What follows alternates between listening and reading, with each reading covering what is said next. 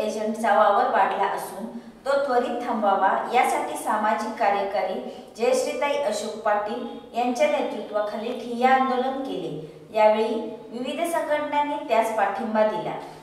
या कार्यालयात जे अधिकृत कर्मचारी सोडून बाहेर एजंटांची घुसखोरी मोठ्या प्रमाणात वाढत आहे, यासाठी ते ताबडतोब थांबवावी यासाठी ठिय्या आंदोलन करण्यात आले। यावेळी आसिफ बावा, रामा पाटील, महादेव पवार उपस्थित होते।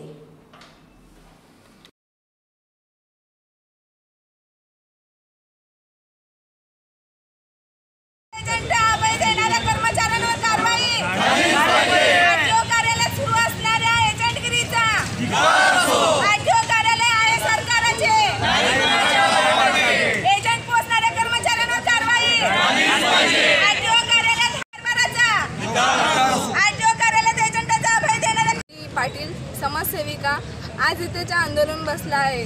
त्या आंदोलन जे आज भ्रष्टाचारी एजंटांचा हस्तक्षेप होतोय त्यासाठी आहे। एजंटाच्या नावाखाली कर्मचारी आराम करत आहे आणि बाकीच्या एजंटांना काम करून घेत आहेत। आमच्या मागण्या अशा आहेत की आतमध्ये जे एजंट आहेत त्या आतमध्ये त्यांना परवानगी द्यायची नाही आहे, आतमध्ये त्यांनी घ्यायचं नाही आहे। त्यांना एजंटांना कोणताही एजंट आतमध्ये गेला नाही पाहिजे। ज्या एजंटांना पाठीशी घालणारे कर्मचारी आहेत त्यांच्यावर कारवाई झाली पाहिजे आणि माझं तर असं म्हणणं आहे की त्यांना निलंबित केलं पाहिजे आणि जर आमच्या मागण्या त्यांनी पूर्ण नाही केल्या तर आमचं आंदोलन ह्यापेक्षाही तीव्र होईल आणि आम्ही एवढा संदेश त्यांना पोहोचवतोय। आंदोलन करण्यात आलेलं आहे जयश्री पाटील यांच्या नेतृत्वाखाली।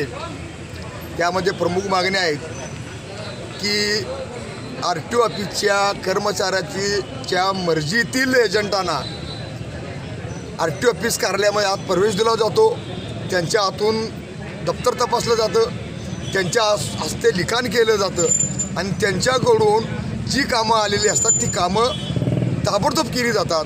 त्याच्या पाठीमागचा हेतू एवढाच आहे की त्यांच्यामार्फत जास्त पैसे घेऊन भ्रष्टाचाराच्या स्वरूपामध्ये पैसे घेऊन काम करण्याची जी पद्धत आहे त्या RTOच्या एजंट बेकायदेशीर असून तरी अशा एजंटाला पोचण्याचं काम हे RTO ऑफिसमध्ये केलं जातं आणि त्याचे पुरावे आमच्याकडं आज उपलब्ध आहेत। ते आम्ही आता साहेबापाशी आम्ही त्याचे सादर करणार आहोत, त्याच्यानंतर आम्ही तुमच्यापुढं देऊ। पण त्याच्या अगोदर आमचं इतकंच म्हणणं आहे की इथं जे असणारे जे एजंट आहेत त्या एजंटाबद्दल आमचं पुन्हाबद्दल काही मत नाही, कारण काही अडाणी लोक असतात त्यांना कळत नसतं की कुठली कागद कसे करावे। त्यासाठी इथं बसलेले जे एजंट आहेत ती त्यांना काम करून देतात। मजूर ह्यामार्फत RTO लोकांनी काही एजंट पाळलेले आहेत, त्यांच्यामार्फत हा अनागोदी जो प्रकार चालू आहे तेव्हा तो प्रकार कुठं जर थांबला पाहिजे त्यासाठी हे आंदोलन करण्यात येत आहे। त्याची जर दखल नाही घेतली तर याच्या पुढचं जे आंदोलन आहे ते गांधीगिरी मार्गानं न होता आम्ही आमच्या पद्धतीने ते आंदोलन करून तीव्र करू एवढा इशारा आम्ही या आंदोलनामार्फत आज तुम्हाला त्यांना देत आहोत।